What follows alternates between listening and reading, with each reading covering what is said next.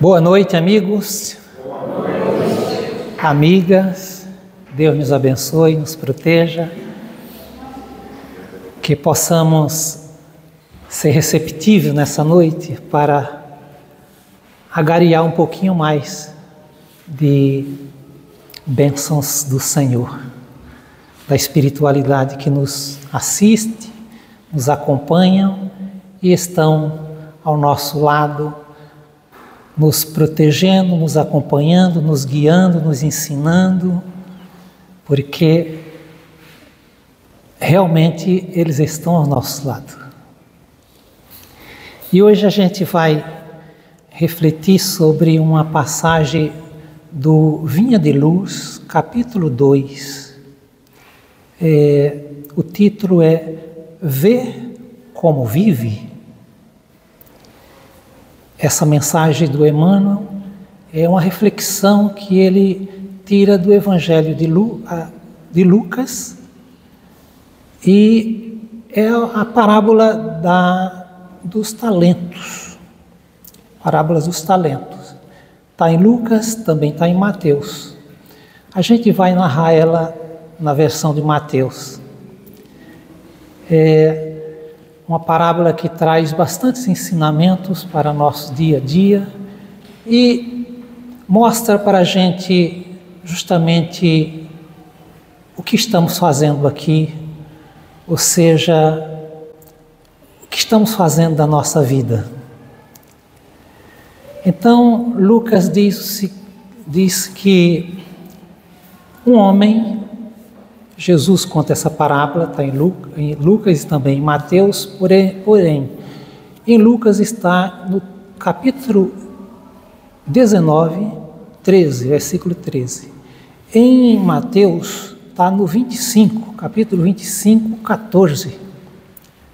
Jesus diz: um homem ia viajar para longe, chamou 3 dos seus empregados, seus funcionários, e colocou seus bens na mão deles. Para um, ele deu 5 talentos. Para o segundo, 2 talentos. E 1 talento para o terceiro. E viajou para distante. Aquele que recebeu, aliás, deu de acordo com a capacidade de cada um, tá? E viajou para lugar distante. Aquele que recebeu 5 talentos, trabalhou com ele e ganhou mais 5. A mesma coisa fez o que recebeu 2 talentos. Trabalhou com ele e lucrou mais 2 talentos. Mas aquele empregado que recebeu apenas 1 talento pensou em si: o meu patrão é um homem severo, colhe onde não planta, recolhe onde não semeia. Então teve medo, cavou um buraco e escondeu o dinheiro do patrão. Tempos depois, o patrão voltou e foi acertar conta com aqueles funcionários. E tendo começado o acerto, levaram para ele aquele primeiro que recebeu, aquele funcionário que recebeu 5 talentos. Então, o funcionário disse: Senhor, tu me entregaste 5 talentos, aqui estão mais 5 que lucrei com eles. O Senhor disse: muito bem, empregado bom e fiel, já que tu foste fiel na administração de tão pouco, senta aqui ao meu lado.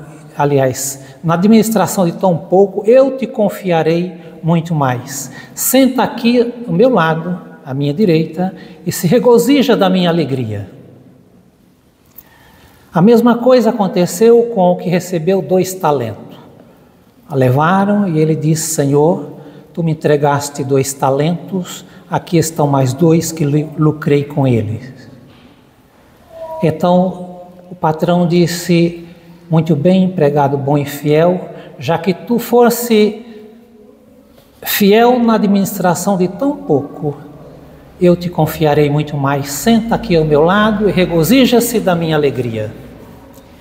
Por fim, levaram aquele que recebeu apenas 1 talento. E chegando a ele, disse: Senhor, sabendo que tu és um homem severo, que colhe aonde não planta e recolhe aonde não semeia, eu tive medo escondi o teu dinheiro, está aqui o que te pertence.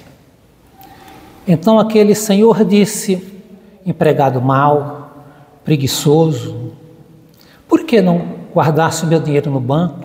Agora eu receberia com juros.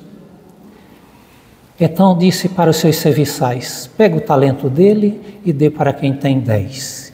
Porque a quem tem, mais será dado e será dado em abundância. E aquele que não tem, até o pouco que tem, lhe será tirado.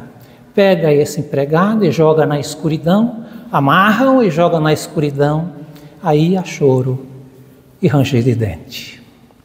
É bem comprida essa parábola, mas tem muitos ensinamentos aqui para a gente conversar. Vamos explorar um pouquinho.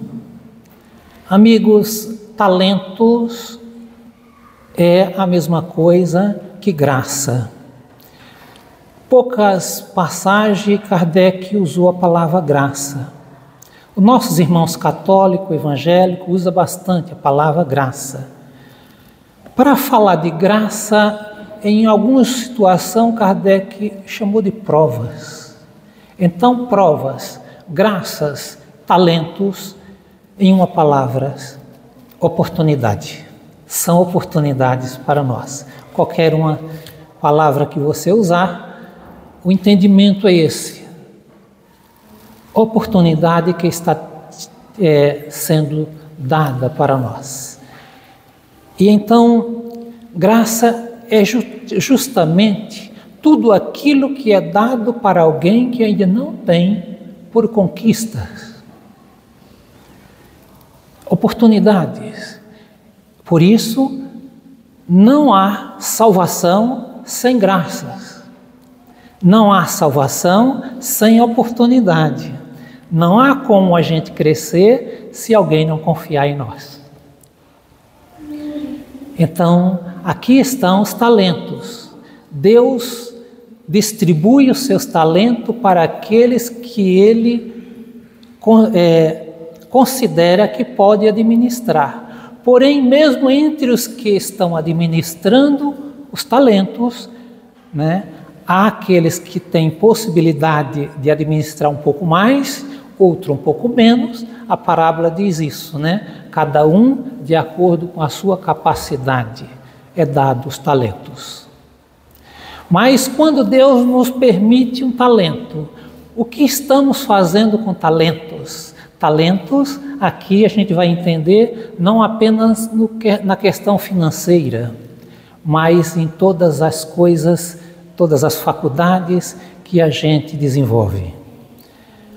Tá? Então, o professor, o engenheiro, o médico, o arquiteto, o camponês, o agricultor, o carpinteiro, a costureira, a cozinheira, a dona de casa, ou seja, tudo isso é talento. O que estamos fazendo com o nosso talento? E aí tem pessoas que ainda dizem, eu não descobri o meu talento. É realmente falta de busca, porque todos nós trazemos para cá uma porção. Seja pouco ou um pouco ou mais, mas sempre temos talentos. Sempre é nos dado talentos.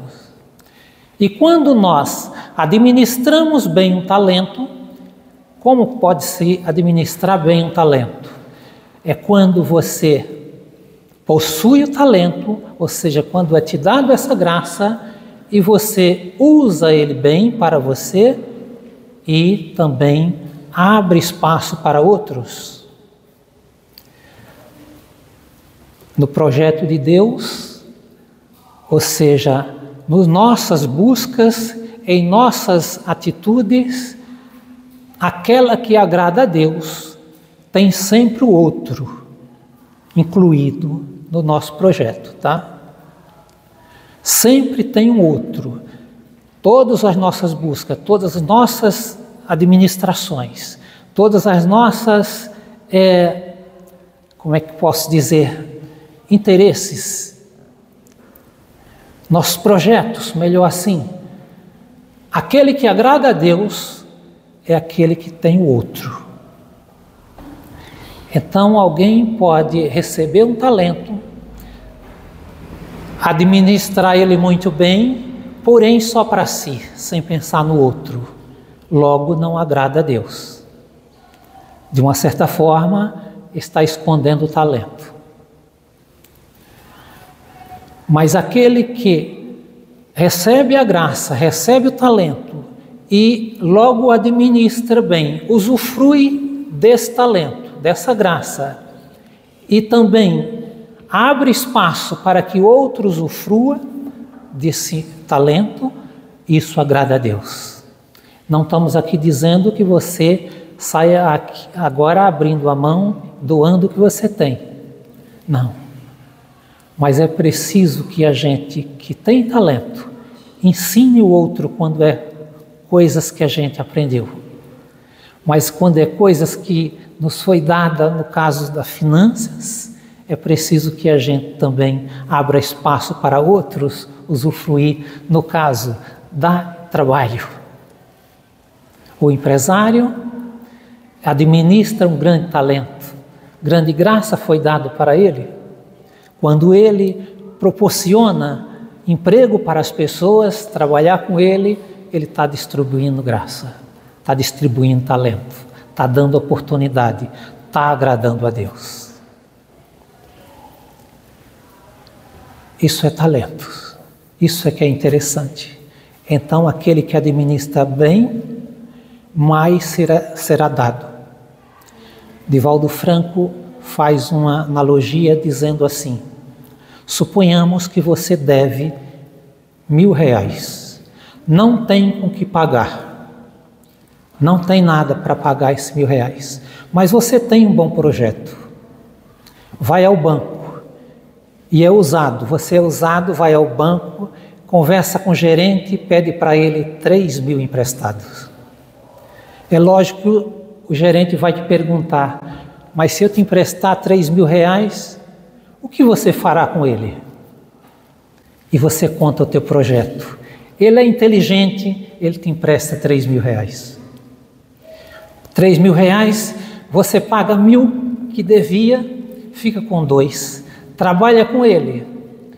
Tempos depois, você paga o capital, paga o juro, o que sobrar é conquista. Meus irmãos, todos nós somos salvos pela graça justamente por isso, porque Deus confia em nós, esse grande Criador e patrão, Pai, dono de tudo isso. Ele acredita quando a gente tem um bom projeto. E Ele nos dá a graça. Nos dá a graça e você trabalhando com essa graça, você faz suas conquistas. Porque graça é isso, é uma concessão, é uma concessão. Você, depois de algum tempo, você devolve aquele patrimônio, mas o que você lucrar é justamente essa meritocracia que faz com que a gente cresça como espírito. É as conquistas que a gente vai fazendo. E eu quero dizer para vocês que nós já temos inúmeras conquistas, graças às graças que nos foi dada durante inúmeras existências e que conquistamos através dela. E por isso estamos aqui, na condição que estamos, privilegiada. Então isso é graça. E quando a gente administra bem, o Pai confia muito mais. Confia muito mais, porque a gente torna-se esse bom pagador. A gente administra bem, então agrada a Deus. O Emmanuel, nessa passagem do Vinha de Luz, ele diz assim: porque as coisas... deixa eu ver aqui, mudei aqui. Como a preciosa madureza, com a preciosa madureza do raciocínio, compreenderá o homem que toda existência, toda sua existência é um grande conjunto de negócios espirituais. Então, talento é isso. Estamos cara a cara com um negócio, cara a cara com esse talento, com essa graça, com essas provas, porque também é provas, para que delas a gente faça nossas conquistas. A nós é dado, meus queridos irmãos, inúmeras graças, como eu já falei. Ninguém tem tudo. Cada um de nós ganha uma porção, e administrando ela bem, mais te será dado. E quando você torna-se professor, mestre naquilo que você está sendo treinado, Deus te concede outros desafios. E Emmanuel continua: e que a vida em si não passa de um ato religioso. A vida em si não passa de um ato religioso permanente, com vista aos deveres divinos que nos prende a Deus. Nos prende a Deus. Então a vida é isso. É esse ato divino, esse relacionamento com o Pai, que a gente constantemente estamos buscando diante das nossas orações, diante das nossas vibrações, da leitura, do encontro, da palestra, dos estudos e tudo mais. Isso é maravilhoso. Mas o Emmanuel também diz que nós, aliás, ele diz, os irmãos católicos criticam os seus sacerdotes por isso ou por aquilo. Os nossos irmãos evangélicos criticam os seus ministros porque não fez assim ou não fez assado. E nós espíritas criticamos constantemente os doutrinadores e os trabalhadores. Então aqui é onde ele relembra nessas poucas palavras, mas tão forte, que ele diz: ver como vives, estais cuidando do outro, e tu, que estás fazendo? Ver o que estás fazendo, o talento que foi te dado, estás administrando bem? Assim como estás cuidando do outro, deveria cuidar de ti também. Então é aqui, meus queridos, com todas essas graças, todo esse talento, todas essas provas que a gente tem, e muitas vezes a gente fecha os olhos para o nosso e vê o do outro. Vê o erro que está na vida do outro e não vê o desperdício que a gente está fazendo das oportunidades diante das bênçãos, das graças, dos talentos que nos foi dado.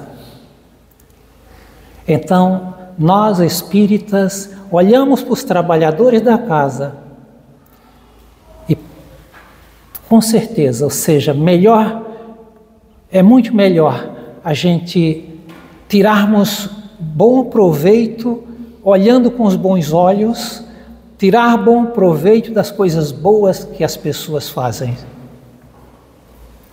Porque todos nós, lógico, temos defeito. E erramos aqui ou ali, mas também temos grandes virtudes. E se nós deixarmos de olhar para os pequenos erros que a gente pratica e olhar para as coisas boas que estão por aí, a gente consegue render, produzir muito mais. Porque as coisas não muito boas que a gente faz pode ser um despertar para a vida do outro em matéria de acordar para ver as coisas boas a ser feita pela frente. Lembro-me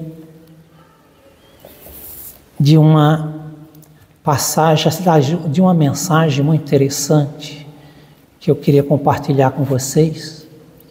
Um aluno encontrou seu ex-professor na cidade, reconheceu e logo foi o cumprimentar porque ele admirava esse professor de quem ele copiou tanto e foi um exemplo de vida para ele. Aproximou-se do professor e disse: professor, o senhor me reconhece? E ele disse: não estou lembrado. O senhor foi o meu professor. Ele disse: que bom, que maravilha, mas o que faz? Ele disse: a exemplo do senhor, eu também sou professor. Mas que bom! Mas, professor, quero te agradecer pelo exemplo que o senhor foi em minha vida. Aprendi muito com o senhor. E vou te contar uma história, um ocorrido entre nós na sala, que logo o senhor lembrará de mim. Era um dia, a sala estava cheia, e um dos alunos chegou, sentou em minha frente, e ele tinha um relógio muito bonito. E durante a aula, eu peguei o relógio dele. Eu roubei o relógio do menino. E logo que ele sentiu falta, se queixou para o senhor, professor, e o senhor disse: todos fiquem na sala, ninguém sai, todos fiquem de pé, porque o relógio do fulano desapareceu e eu vou revistar todos vocês. Fiquem de pé e fechem os olhos. Aqueles meninos todos ficaram de pé, olhos fechados, e o professor começou a fazer a revista. Revistou um por um, e quando chegou aquele menino que tinha pego o relógio, encontrou o relógio, mas o professor continuou revistando os demais. Ao terminar de revistar todos, o professor foi ali para a frente, chamou aquele garoto que era dono do relógio e disse: está aqui o teu relógio, encontrei. E o professor não revelou quem que teria pego o relógio. Professor, isso foi um exemplo muito grande para a minha vida, porque eu tive tanta vergonha e fiquei com tanto medo do senhor revelar que teria sido eu quem tinha pego o relógio, que mesmo o senhor não tendo foi revelado, para mim esse exemplo foi tão forte que me tornei professor também. Agora o senhor sabe quem sou eu, professor? O professor disse: não sei, porque quando eu revistei vocês, eu também estava de olhos fechados. Amigos, para que a gente possa ajudar alguém diante dos erros que comete e nós possamos dar um ombro, uma mão para tirá-lo do erro, não é preciso a gente desnudá-lo na vergonha que carrega. Esse é exemplo. Então, na casa espírita é assim. Ser espírita é isso. É a gente poder dar o melhor que a gente tem. Agrada a Deus. E o teu talento vai render não só o dobro. Você que recebeu 5 talentos, você não vai devolver apenas 10 talentos. Você vai devolver 20, 30, 50 talentos a mais. Se a gente aprender essa lição, eu que estou aqui, frágil como sou, cheio de dificuldades, estou falando aqui simplesmente porque alguém precisa estar aqui para fazer a exposição. Mas sou tão fraco, ou pior, tão mais fraco, que vocês que estão me ouvindo. De modo que eu queria parafrasear uma conversa do Padre Léo, que para mim foi um professor, já não está mais conosco, padre da Canção Nova, mas um grande pregador. E é isso, meus queridos, que eu sou. Diante das palavras que esse padre disse, eu quero copiar e quero passar para vocês as palavras dele como fosse minha. Se alguém disser para vocês, Geraldo é corrupto, Geraldo é metido, Geraldo não sabe de nada, Geraldo é falso, acredite, é verdade. É verdade, meus queridos. Se disserem tudo desse nível, eu sou realmente isso, fraco, porque sou doente. Como todos nós nessa vida somos homens doentes. E é como um doente que eu estou aqui, buscando tratamento. É doente cuidando de doentes. Porque aquele que aqui chegar e começar a falar para vocês, para nós, e não se colocar na condição de um doente, ele não é desse mundo. Não é desse mundo. Porque todos nós que somos desse mundo somos pessoas doentes, cheias de problemas morais. É assim que eu sou. Por isso, acredite, não estou aqui por mérito, não. É graça. Buscando render os meus talentos. Buscando fazer render os meus talentos, é que eu ouso estar aqui. E é por isso que se disserem tudo isso de mim, acredite que é verdade, porque se alguém disser para vocês que eu sei alguma coisa, que eu sou um homem bom, ele está mentindo. Está mentindo. Aí vocês não acreditem não, porque não é verdade, porque nessa vida, se eu fiz alguma coisa de boa, não foi eu quem fiz. Foi Jesus quem fez por mim. Foi Jesus. Então, meus queridos irmãos, diante da vida, diante dos exemplos que os nossos professores espirituais têm nos dado, que nós possamos ter compaixão um para com o outro das enfermidades que carregamos. E quando você ouvir alguém falando aqui nessa tribuna, considere que é mais um doente, também é doente e que precisa de compaixão, do nosso abraço, do nosso aconchego, do nosso calor, para que possamos juntos ser curados de tantas enfermidades morais que carregamos. Deus conosco sempre. Jesus nos abençoe. Muito obrigado. Deus poderoso, Pai amado, Senhor de todas as coisas, Criador por excelência, estende a Tua mão sobre nós, Senhor, e cura-nos. Cura as nossas enfermidades. Cura no corpo e cura também a alma. Nossa alma, Senhor.